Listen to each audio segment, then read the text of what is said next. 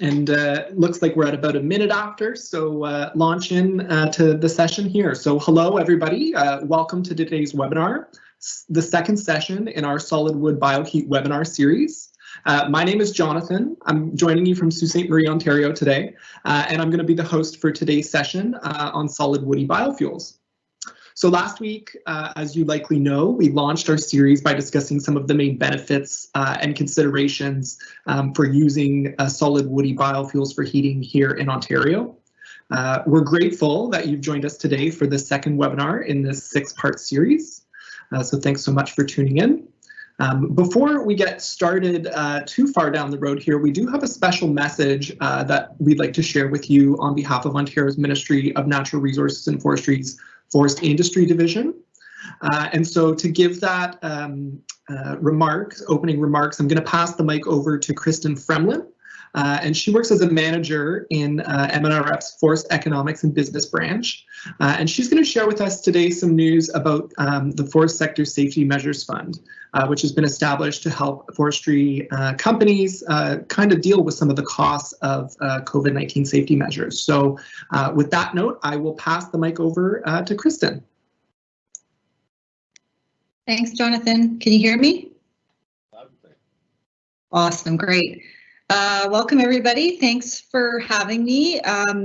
And thanks to the group for allowing me to do a little plug about our program called the Forest Sector Safety Measures Fund. I won't take too much of your time. I just thought this was a good opportunity to share the information with a broad audience that may have some interest in this program. So as Jonathan said, this is a program that provides funding to companies that have incurred costs to implement health and safety measures in their Ontario workplaces related to COVID-19.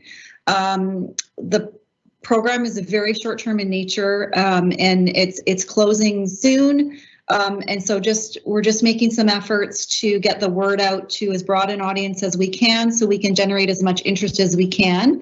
The program is a federal program run by Natural Resources Canada. And provinces are being asked to deliver the program for companies in their jurisdictions. So the Ministry of Natural Resources and Forestry is delivering the program for Ontario companies. So I'm just going to give you like a super quick highlight of what the program involves. And then after the call, Jonathan's going to send out an email to everybody on the distribution list with more information on the program. If you are a company that may be eligible for funding under the program, we really strongly encourage you to apply. And if you're not, but you know of companies that may be eligible, we would really love it if you could support us and share that information with your forestry business contacts. So essentially what the program does is reimburse for-profit forestry companies that have incurred costs related to implementing COVID health and safety measures at their Ontario workplaces. So it could cover just about any cost that you can link to COVID.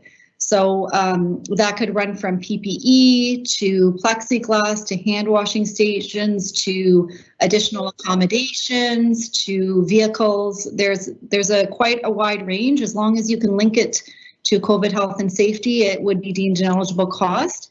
The program has been specifically designed to be very easy to apply to. It's a simple application form, probably take you about 15 minutes to apply, and that's pretty much all there is to it. You just need to know how much you've spent on COVID-related health and safety measures, and you could be eligible for funding.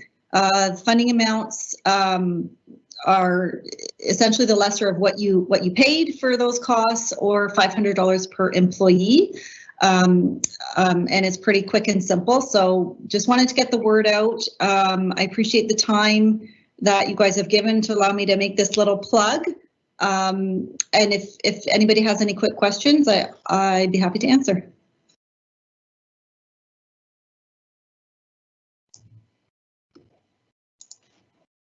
Great. Thanks so much, Kristen. Just struggling getting my webcam and the mic back up live here. Thanks so much for sharing that information about that Safety Measures Fund. As you noted, I'll make sure to send out an email to everybody who's participating today and on our distribution list, so you can follow up with Kristen if you have any questions or need some additional details about that funding opportunity. So thanks again for joining us this morning and giving a little bit of information to share. Thank you. Perfect. Okay, so I would just like to confirm that you guys can see my screen and presentation up.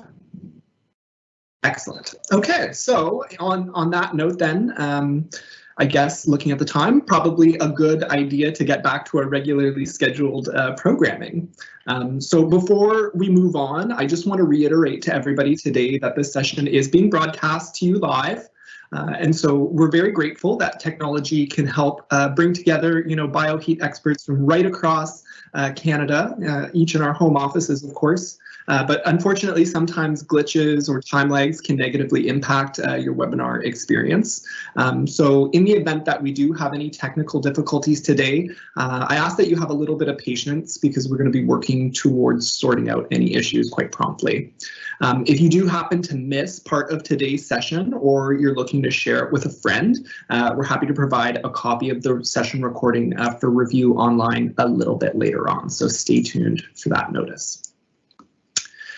Moving on, nice to remind you guys that the webinar series that we are tuning in today is the result of partnership between Ontario's Ministry of Natural Resources and Forestry, the MNRF, FP Innovations, Natural Resources Canada, and the Centre for Research and Innovation in the Bioeconomy, which is where you would have accessed details about the webinar series as well as registration from our friends at CRI. So on behalf of the organizing team who's put this webinar series together, thanks again so much for joining us, and I hope you enjoy what we've got planned for you. So today's lineup is a little different than last week. We kind of had some opening remarks from Kristen shared with us there, so we're going to be able to dive right into the speaker discussion today. So today's session features two esteemed speakers who are going to share their knowledge and experience with solid biofuels made from woody biomass. So starting off this morning, we'll be joined by Sebnem Madrali. She's an engineer with CanMet Energy's Bioenergy and Bioenergy Systems program, who will provide us with an overview of the standards for various types of solid woody biofuels. We're very grateful that Sebnem can join us today to share some of her expertise and research experience with biomass fuels. So the second speaker after Sebnem that we've got queued up is Vince Rutter. He's co-founder of Biothermic Energy Systems. He's joining us from his home office in Thunder Bay. You may remember if you tuned in last week, we kind of queued up Vince maybe for some tough questions later during our Q&A session later today. So Vince is going to share some of his firsthand experience with fuel handling and running a successful biofuel business in Northern Ontario. So as with last week, at the end of the session, we're going to hold a question and answer period to kind of pass along your audience questions to the speakers. And that's a great time for me to move to the next slide. So for the question and answer session this morning, it's going to be similar to last week. We'll be using Slido to share audience questions. If you've never used Slido before, no problem. It's really easy to use and can be accessed right from your internet browser. So you can access Slido by visiting the link that's displayed on the slide there. So that's www.sli.do, or you could simply enter just slido.com and you'll be redirected. A message was shared with you yesterday and earlier this morning, which includes some links and the same participant code that you see on screen to access our online forum. So once you're on the Slido website, you'll see a box there to enter a participant code. And for today's session, we're going to use the code Bioheat F11, standing for today's date, February 11th.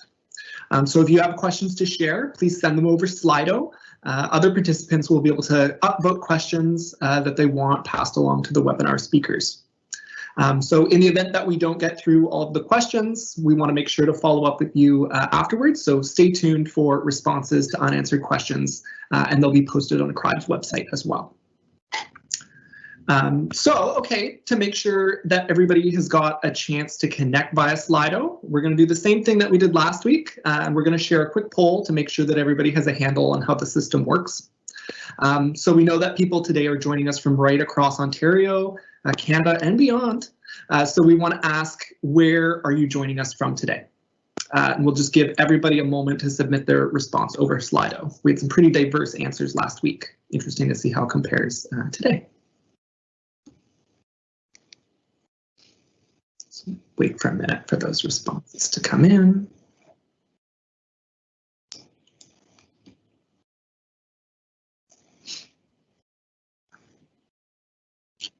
Okay, well, so it looks like everybody maybe has had a moment to submit their response, and I think it's a good time for us to jump right into the meat and potatoes of our presentation today. So it's my honor to welcome our first speaker, Sebnem Madrali, who I mentioned is going to be joining us from CanMet Energy in Ottawa. So Sebnem, we'll get you queued up to share your presentation and to flip on your webcam, and the mic is yours. Thanks so much. Lovely. Perfect. Thank you for the introduction, Jonathan. Allow me to go through. Let's make sure that you can hear me. Perfect. Good morning, everybody. This seminar is a follow-up to the solid wood bioheat guide that was published early in 2020. It was a privilege for me to be part of the steering committee that put together that guide with Glenn Prevost, Karen Jackson, and Scott Miller. And my contribution specifically to that guide was related to the matters on the solid biofuels quality specifications and standards, which is also the topic of today's segment going forward, at least on my side. So my name is Sebnem Madrali. I'm a research engineer at CanMet Energy located in Ottawa. CanMet Labs are the science and technology arm of Natural Resources Canada, and we are specialized on energy, metals, and minerals research. CanMet Energy Ottawa location is the largest among the four, with about just over 200 scientists, engineers, technologists, as well as supporting staff. And our mission is to lead the development of energy science and technology solutions for the environmental and economic benefits of Canadians. The bioenergy program at CEO has the mission to increase the utilization of locally available sustainable biomass resources to allow Canadian industries to lower their carbon footprint, as well as help communities to drive economic and employment benefits from these local resources.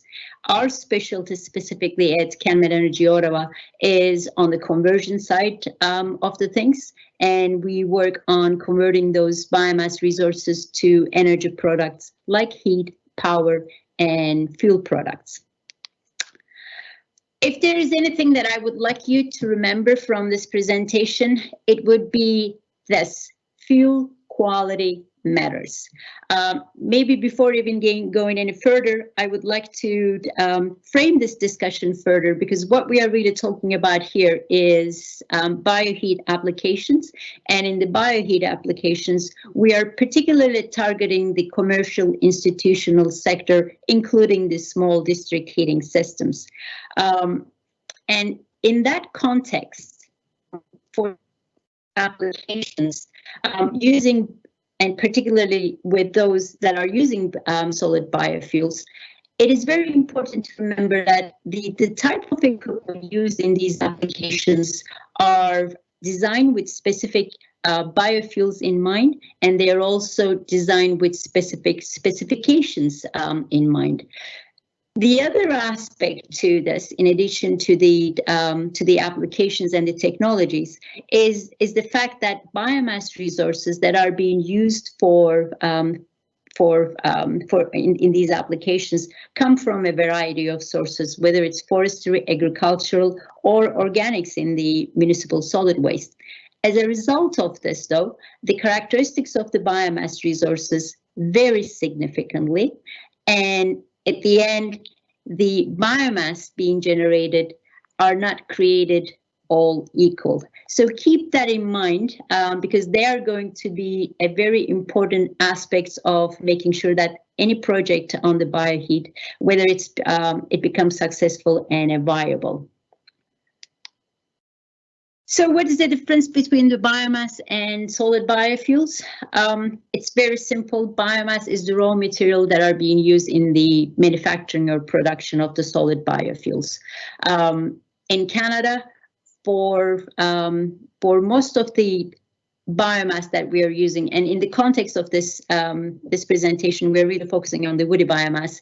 There are two main sources of woody biomass available. They're either coming from the forest residues or they're coming from the processing industries, wood processing industries. And taking that raw material, converting into a major traded forms of solid biofuels, there are several options available in the market, and some of you would be familiar with some of them more than the others more. And they are like firewood, chips, wood briquettes, as well as wood pellets. The few characteristics to watch for when biomass is considered as fuel are moisture content, particle size, as well as ash content, among others. But I would say that those three are pretty critical to keep in mind. What is also important is these fuel characteristics are going to be impacted quite significantly with the biomass collection and processing steps that are being implemented upstream, but also there will be an impact on the forest type, the climate, the soil type. Tree species will have an impact on these characteristics. In return, these fuel characteristics will also have an impact on the boiler operation and the performance. So drying of biomass is a necessary step because it reduces moisture content in the fuel.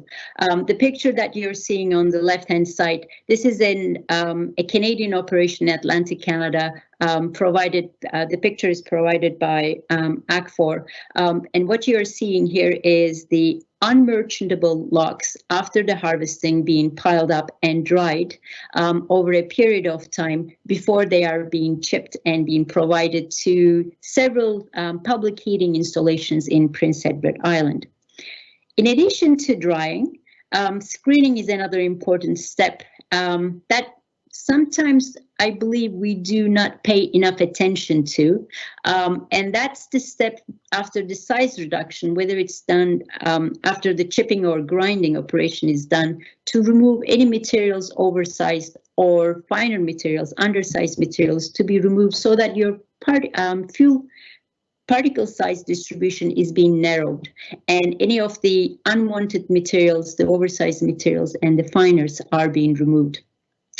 And the picture that you're seeing on the right-hand side is from Vince's operation in Thunder Bay with the Biothermica, and this is his screen that he installed. It's a three-step screens that he installed to make sure that what he's providing to the Bioheat installations in his chips are meeting the requirement of the manufacturers as well as the equipment. If I were to look at what I have seen so far in the Bioheat installations in the Canadian industry, I would say that the wood chips are still in its infancy, and drying and screening are not fully integrated to the actual production of wood chips. I believe we have some way to go in there. Now let's talk about these important fuel characteristics, and the first thing that I would say a most important one is the moisture content, because it has a direct impact on the fuel value, and it is being defined as the amount of water in the biomass as expressed in a percentage.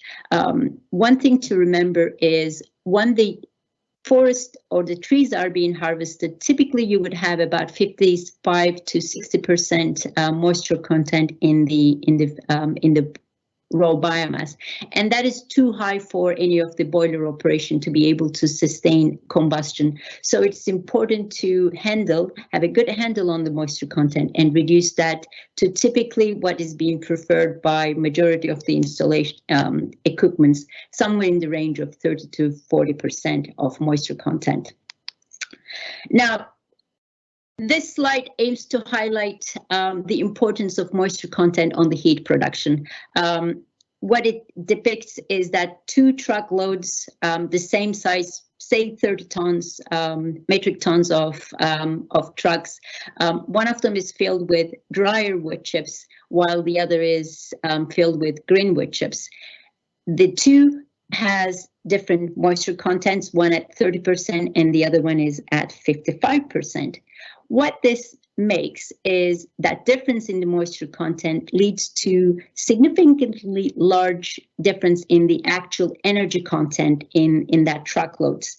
And if I were to calculate that, it would be 375 gigajoule versus 240 gigajoules per truckload. So basically what happens in here for the green wood chips at 55% moisture content, you're really paying quite a lot to transport and get the delivery of water in the chips. This is particularly important if the facility owner or the operator has its fuel procurement agreement based on the weight. Meaning that if you're making a payment on the truckload weight, for the green wood chips case with the higher moisture content, you would be paying just quite a lot with no fuel value coming with your wood chips. The other important factor of the moisture content is on the boiler and its boiler performance.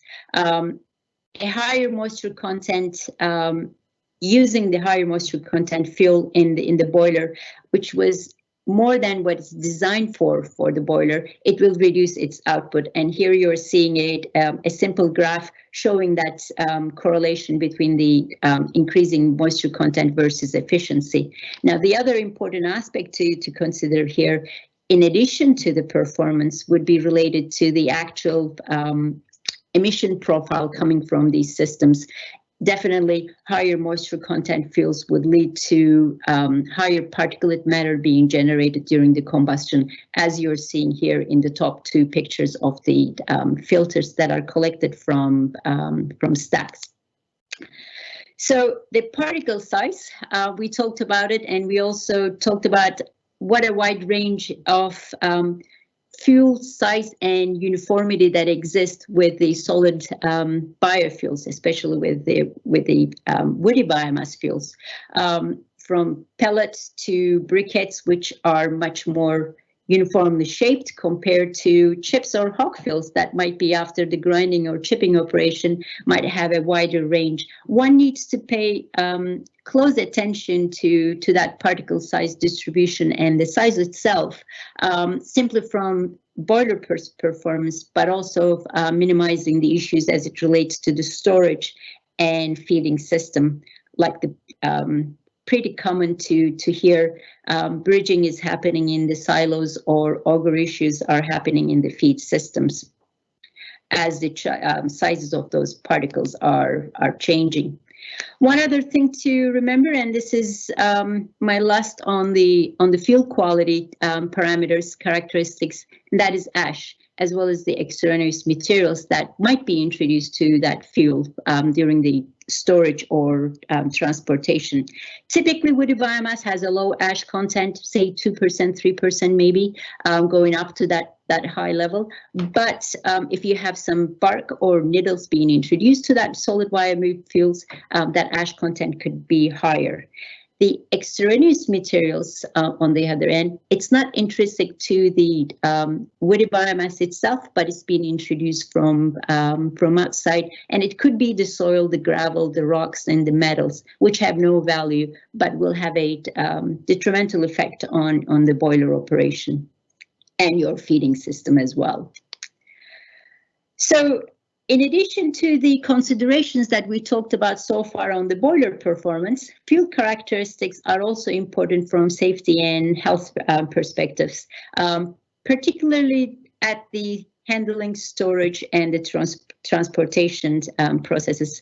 So meeting the fuel quality specifications would minimize the safety and health hazard risks for your operation. So let me pitch one more time the importance of the fuel quality when it comes to the solid woody biofuels and meeting those fuel requirements as being required by the equipment and the manufacturers of the equipment that you're considering. And for a typical Bioheat project, fuel cost is going to be the largest variable cost. In addition, the vast majority of the bioenergy products that we have seen, most of them experiences the failures due to the fuel-related issues. So controlling the fuel quality and ensuring the consistency in the fuel quality is a critical step for a success of the Bioheat project of any size. The other comment that I would like to make before moving on to the next is for any of you considering a biomass Bioheat project, my advice would be first start understanding what is available, how much available of biomass available in your local area or in your region, and understand not only how much is available, but also understand what quality it comes, at what cost, and then make a determination on the actual conversion equipment on the boiler type. Matching that fuel quality to the equipment is going to be very essential for the success of a project. So the fuel qualities are important, but what are the type of fuels, the tools available for helping us with understanding what those fuel qualities are.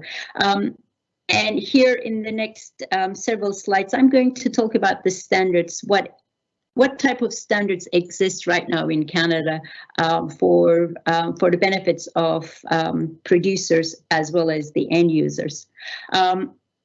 Right now, in this case, Canada has adopted international standard organizations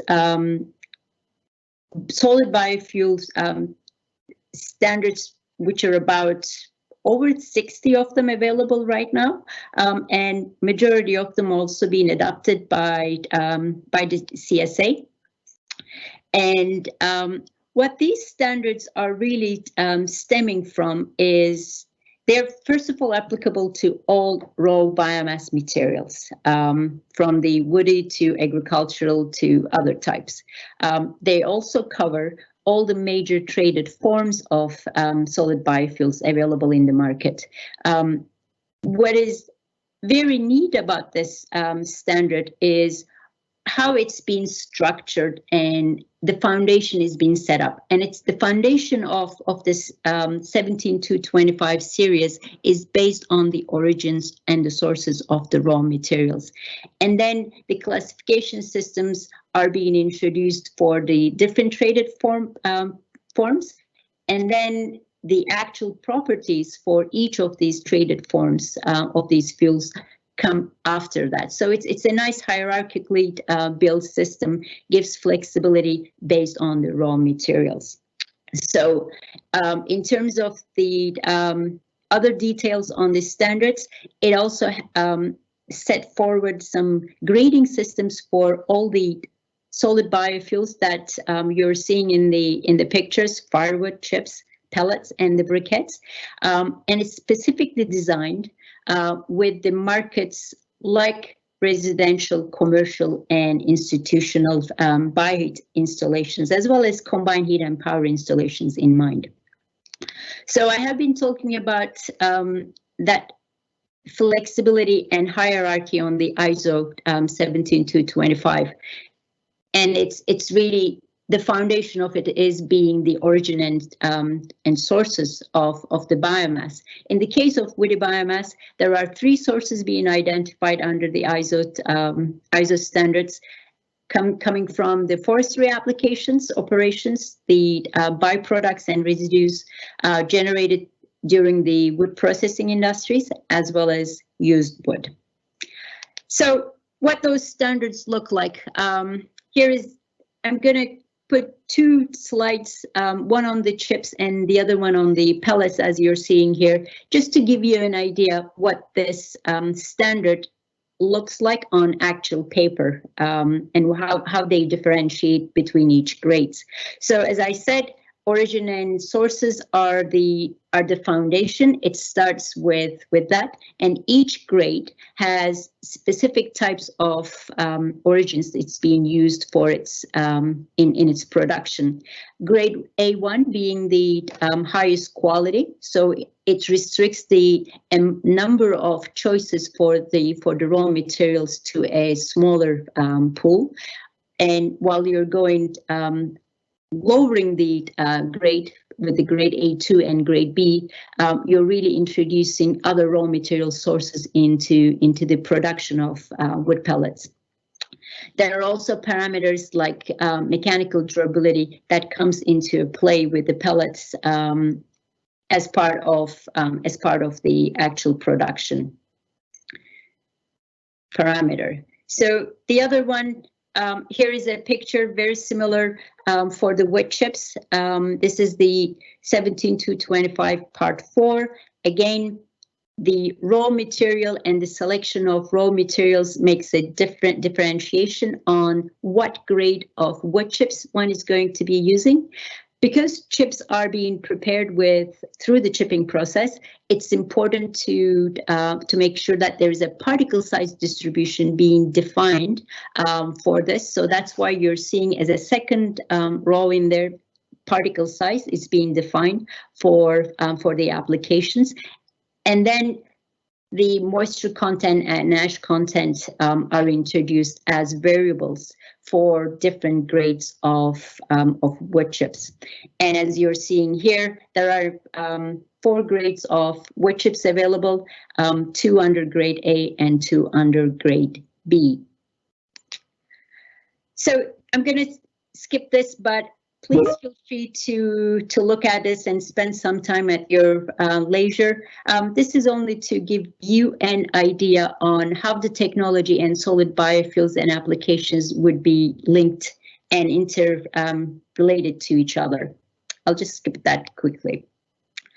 So it's important to have all those standards, but if it's not being used by the people, they don't really mean much. So we put at CanMed Energy significant efforts to make sure that these standards are being understood and being promoted at different venues for the producers as well as the end users. And one of these products are published in 2019, I believe in May 2019, we published this wood chip guide. It's a practical guide under the banner of CSA, and it's available on their website for a fee, but a small fee. And what it really gives is what are the characteristics and the supply chains look like for wood chips in Canada, and what are the recommended practices could be applied by the producers as well as end users as it relates to storage and procurement practices for those facility owners and producers. The other one is, some of you may be familiar, are the technical bulletins that we published, and they are mainly on the solid biofuel site, woody biofuel sites, and their main purpose is taking the actual standards and distilling the information into a more user-friendly form for again stakeholders, and they are available on our web page at no charge. And currently, every 5 years, the ISO standards are being updated and revised. So we published them, I believe, in 2017. So we are updating this so that they are aligned with the most recent ISO standards that coming out shortly. So in my conclusions, biofuels are low carbon renewable energy option for production of space heating, process heating, as well as combined heat and power. And based on our results, survey results that we have been doing across Canada since 2013, we do see definitely a growth in the bioheat segment in Canada, but it's still a young sector. So for the purpose of having a healthy, sustainable, and robust bioenergy sector in Canada, I would argue and strongly suggest that we have to rely on the fuel quality and making sure that the solid fuels that are being generated are meeting the requirements of the standards as well as the equipments. And these fuel standards, as you've seen, are currently available on a voluntary basis for us, and they are valuable tools that will benefit in overall to the bioheat sector going forward. Just wanted to wrap it up with some acknowledgement. I would like to acknowledge the funding program that we received internally from NRCan to allowing us to do this work, as well as our collaborators and partners, FP Innovation, Government of Ontario, CSA, and ISO. I have a couple of other slides that I added, which I'm not going to go through in this presentation, but I thought, would be useful for people if they wanted to know more about the type of standards available for them. Feel free to, I'm pretty sure Jonathan will share this, this slide, and you will see some of those lists of TC 238 standards available for your usages. Thank you very much for your time, and looking forward to listening to Vince. Yeah, thank you so much, Sebnam. That was a fantastic presentation. Lots of details packed in there. So to your point, we'll make sure to share the deck with our participants today so that everybody's got a chance to review and maybe follow up with you if they want to continue the conversation. So again, if I'm developing a takeaway from your presentation, it's that fuel quality matters and that we need to be considering that. So thanks for sharing that message. I guess on that note, looking at the time, I'm going to move things right over to Vince here right away. So Vince, if you want to maybe queue up sharing your presentation, flip on your webcam, we'll pass the mic over to you, sir. Great. I think I'm set up here. Yeah, just want to flip that into presentation mode and you should be good to go. How's that? That's excellent. Great. Thanks. Okay. Hi, everybody. Thanks, Evan, for that. I think our presentations, there will be quite a bit of overlap, and I'll try to minimize that. So I want to talk about biofuels in a general sense from a practitioner's point of view, having gone through a lot of the headaches and seen a lot of the pitfalls of ignoring Sebnam's advice of paying attention to fuel quality. So I tend to ramble on forever, so I'll try to keep this down to 20 minutes. I have a timer that I'm starting now, and let's get started. So my name is Vince Rudder, and I'm an arborist and a forester and an entrepreneur, and I started Biothermic with my brother Mike several years ago.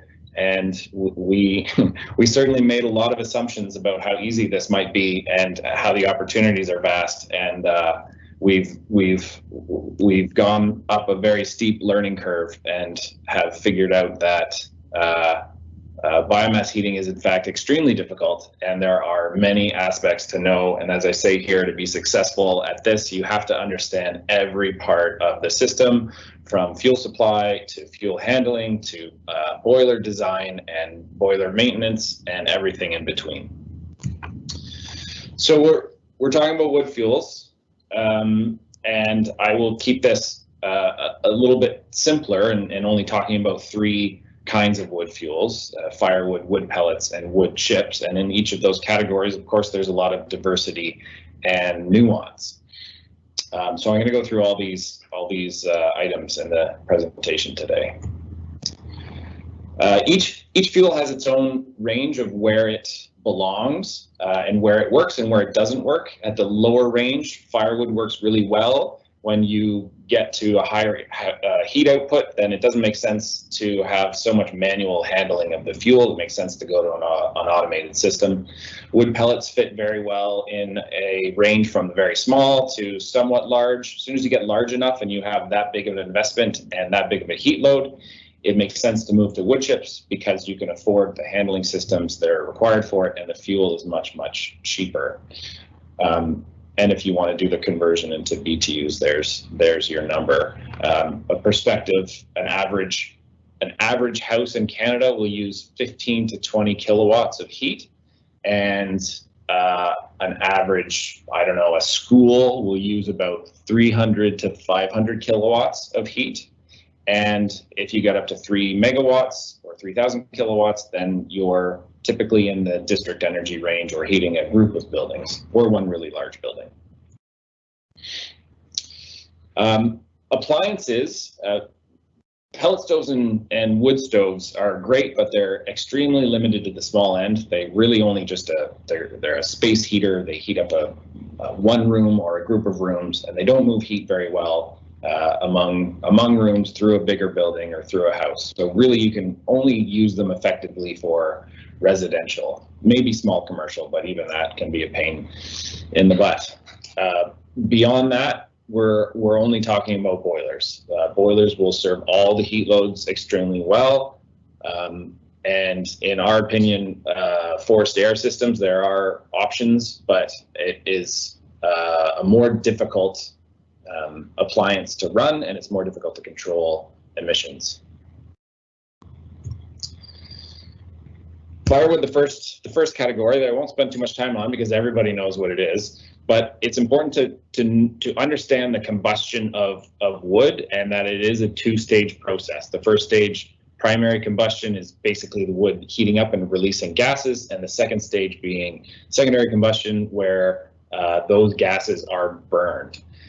For secondary combustion to happen, you need low moisture content in the wood. And if you don't have low moisture content and you don't have secondary combustion, then you have smoke, a ton of smoke. This is my new favorite toy.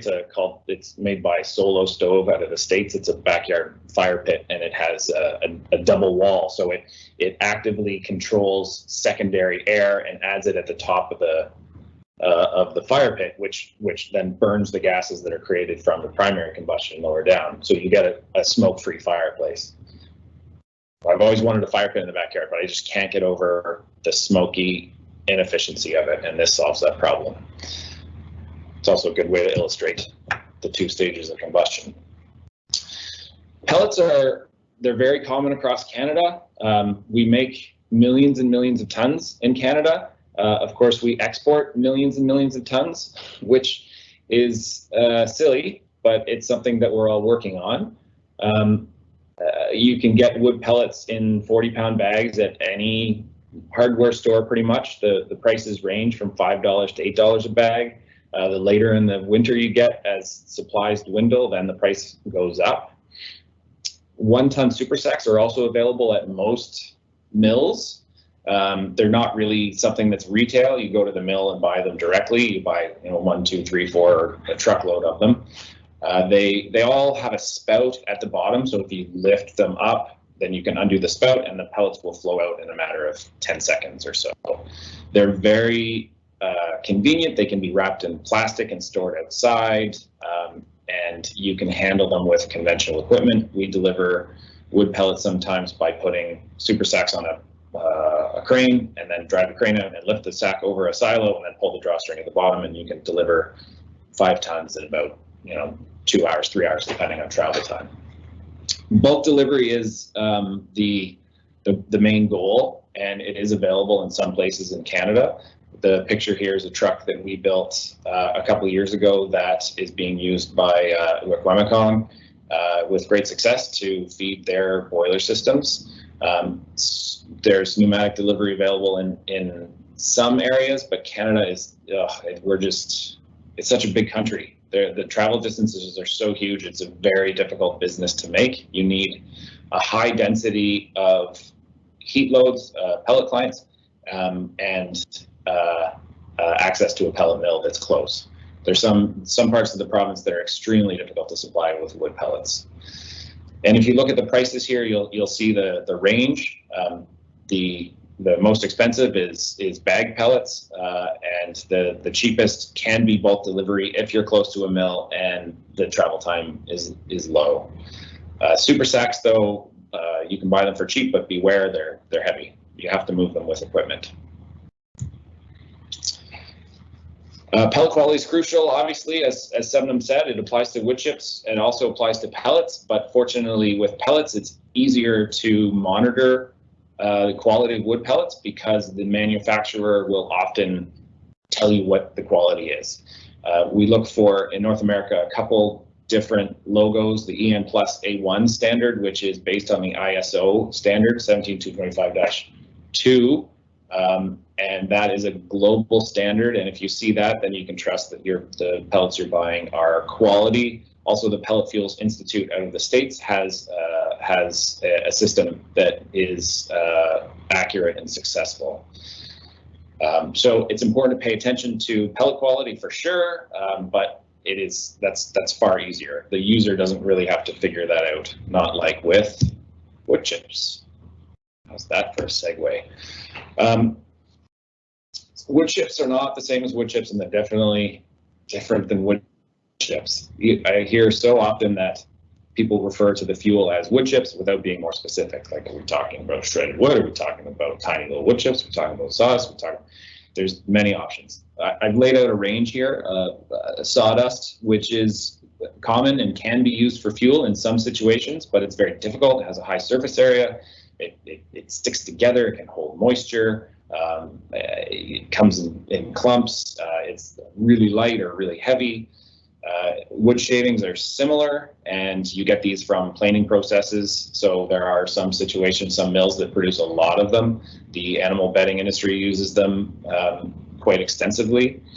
Those two ends, the smaller particle sizes are very, very good for making wood pellets because the wood is already small, so you need less equipment to smash it into little bits and shove it through a die to make wood pellets.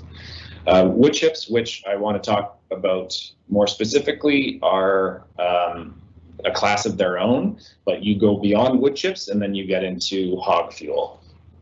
The term hog fuel is scary and shouldn't be thrown about too loosely because it can mean so many things. Here's a picture of me holding a rock that is found in hog fuel. Hog fuel can be, shredded tree in small little bits, or it can be a giant mess of logs and sawdust and smaller particles. So as Sebnum said, the fuel quality is incredibly important and must not be overlooked in the development of any project. And if it is overlooked, you're in big trouble. So when you consider what feedstock you're going to buy, I suggest that you consider them with this order in mind: moisture content and particle size and contaminants, and to a lesser degree, species and price, which I've put in there. But if you were to flip this around and look at price first and moisture content last, you will have failure. It will be you will have headaches between your point of delivery and the boiler. It's not going to go well. Okay, let's talk about these individually now. Moisture content is I'm hesitant to say it's difficult because it's really not. Like, you're just drying wood. It's a fairly simple concept, but if the process isn't thought out well enough, then there will be trouble. When we talk about moisture content for boiler systems, we always are aiming for 30%. Sometimes you'll see 35%, but we want to be below that line, and there's a huge reason for that. So below 30%, we have good combustion in the boiler, we have reliability and stability of the fuel, lower transport costs, higher gigajoules per ton, better flow through handling equipment, and fewer problems. Fewer problems means happy clients. It means good systems and lots of uptime and lots of avoidance of fossil fuel combustion. Above this line, and remember that trees that are freshly harvested are generally 45 to 55% in moisture. So above this line, we have lots of problems, decomposition and fermentation and fungal spores, and there's health problems with that. Clumping of wood chips when you get below zero. If you have a moist pile of wood chips and the temperature drops to -20, you're going to get giant chunks of frozen clumps, fuel that won't break apart, and certainly if they even fit in a truck, won't be broken apart by a smaller fuel handling system. Higher moisture content fines will give you lots of problems. They'll find their ways into cracks and crevices, and they'll build up, and they'll make surfaces that are supposed to be slippery. They'll make them sticky, and they'll cause jams. As noted before, if you have wet fuel in your combustion chamber, you're going to get poor secondary combustion, and you're going to get problems with emissions and problems with creosote and lots of ash and boiler maintenance problems and unhappy customers, because that's what it comes down to, right? Is how do we make sure that the person that is responsible for the system is happy by the system working as it's supposed to? I want to go over our process here. Not that it's an example for what everybody should do, but it's an example for what you should do if you own a tree service and you want to repurpose your flow of wood chips into usable heating fuel.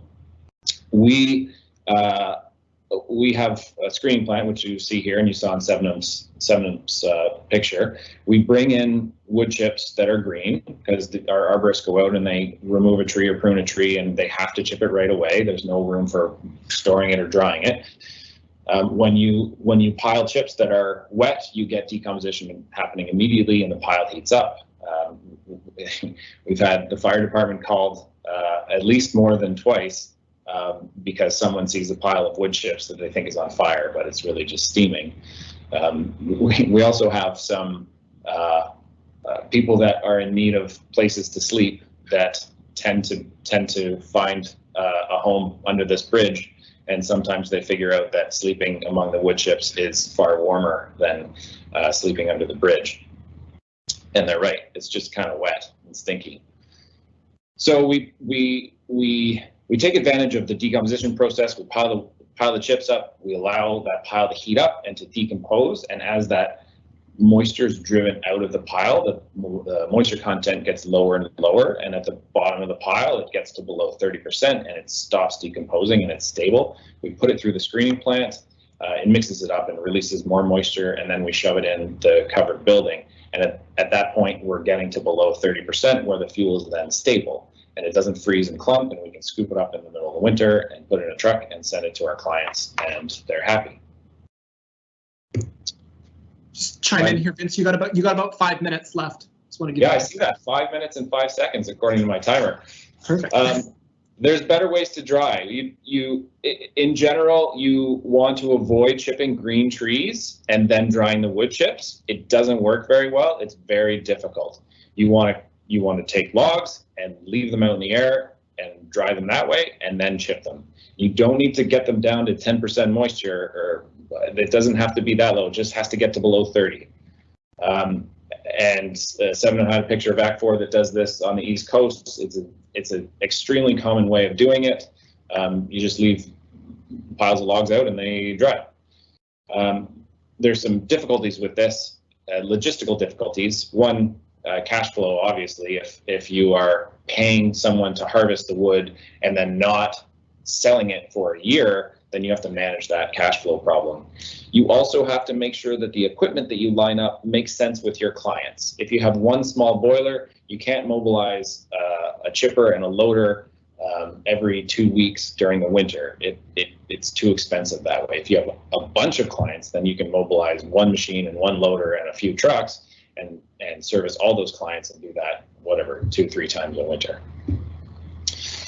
So here's where 17.225 becomes super, well, it is super important, but this is where it's super important.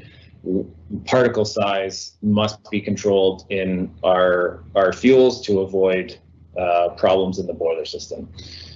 So this is taken directly from 17.225 and shows the particle size distribution for the three main classes of heating fuel, wood chip heating fuel, P16, P31, and P45. Our system here produces P45 wood chips, and those are generally good for heating systems over 150 kilowatts. We have a client that has a 150 kilowatt boiler that we supply with P45 chips, and it works 98% of the time, but sometimes the longer pieces cause jams and shuts down the system. We can't, it's very difficult for us to do better with the system that we've set up. So I mentioned the other fuels before, shavings and sawdust. They live in the smaller particle range above this, and hog fuels live in the range below this. There are specifications for shavings and sawdust, and there are specifications for hog fuel, but we're focusing on heating projects, so the graded heating fuel is important. You'll notice here that 80% of the fuel has to be in this size distribution. 80% has to be above 3 millimeters in size and below these ranges. The fines they have to be less than 15 or 10%. So anything less than 3 millimeters can only be less than 10% of the fuel. And this is important because the fines cause huge problems. They clump up, they stick to surfaces, they find their ways into places they're not supposed to be, and they can build up. Max particle length is also crucial. Is whatever system is built for handling wood chips once they come out of the truck. There are augers, there's agitators, there's gravity chutes and rotary valves, and the fuel has to go through all of that. And if the fuel can't fit through it, then the boiler goes down. And the client calls you and says, the boiler's down, the fuel is not right. And then you have to solve the problem. And if you're delivering fuel that is outside of the spec, you will have problems. Here's a good example of what that looks like in real life. This is our fuel that is produced from our system, our facility, and you'll see that the wood's kind of discolored. It's a bit darker. There's fungal spores that they're not active because it's dry, but the wood does decompose. There's a little bit of a loss there in decomposition, but I've circled some bigger particles that may or may not fit within the P45 or P31 range. It's pieces like this that are long and that get caught in auger systems or bridge over gaps where they should fall down.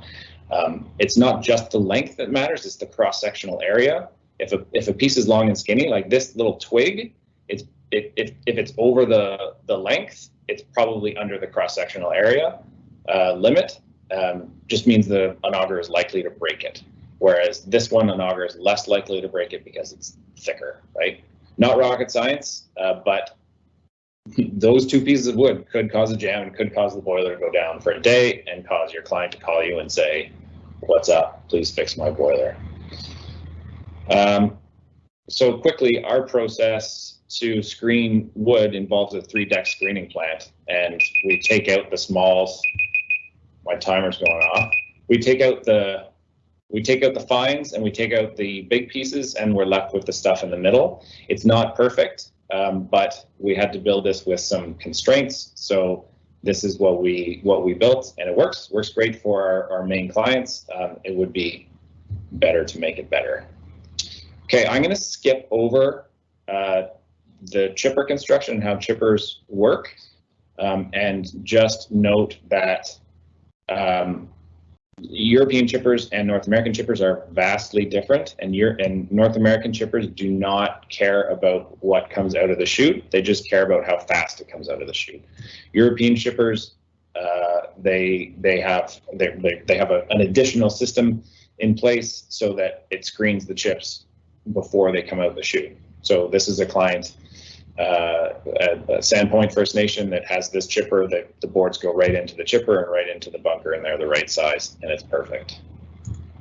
And here's a diagram I'll skip over. one more note about contamination. If you have any amount of rocks in your boiler or in your fuel or gravel or sand, it will all get to the combustion chamber and it will accumulate there because it doesn't burn. Here's a picture of a boiler that has a small amount of gravel in it, but it's just enough to plug the grate holes where air needs to flow through, and that will reduce the quality of the combustion or cause a fault and then a phone call. So even a small amount of rocks, like a shovel full of gravel in fuel, can cause these problems down the road. Okay, there, I'm only a little bit over. Jonathan, I'm sorry, but that leaves some time for questions because you scared me with your comments earlier. Well, hopefully we didn't scare you off too much there, Vince. Thanks so much for running through your presentation. Really great to get kind of some of your firsthand experience in managing those different fuel types. So definitely some words of wisdom to share with folks who might be considering a project on the line there. I am looking at the time though, and we are a minute past 12. So unfortunately, I think we're going to have to pass over our question and answer session today. So really sorry to everybody on the phone who had some great questions coming in. And shout out as well to Gord from WPAC for helping us triage some of those questions just as they've been coming in there too. So everybody, sorry again that we're going to have to cut off today. We are going to have to log out and let our speakers move on to some other engagements here today, but we'll make sure to follow up with a PDF document on the CRIBE website that provides some responses to the questions that you've posed to our speakers, as well as just some of those general questions that rolled in. So again, my sincere apologies, folks, for cutting off your question and answer period. Good job. And on that note, sorry, I was just going to say we are going to say thank you and wrap up. So we've got a couple more sessions lined up over the next 4 weeks. Next week's session will be focusing on some of the combustion technologies and controls that go behind these fuels to make them the sustainable, great option that they are. And so, as I've noted before, if you've got any questions about the series or you want to follow up about some issues that you had accessing the session today, something like that, feel free to send me an email with the email address that's just available on the screen there. So that's jonathan.hallis@ontario.ca. I look forward to hearing from you very soon. So thanks again so much for joining us. We're going to be logging out today. And my heart goes out to the individual who is joining us from Sioux Lookout today, and it's -39 there this morning. So hope you've got some sustainable bioheat to keep you warm there this morning. So thanks so much, everybody. Have a great afternoon. Take care.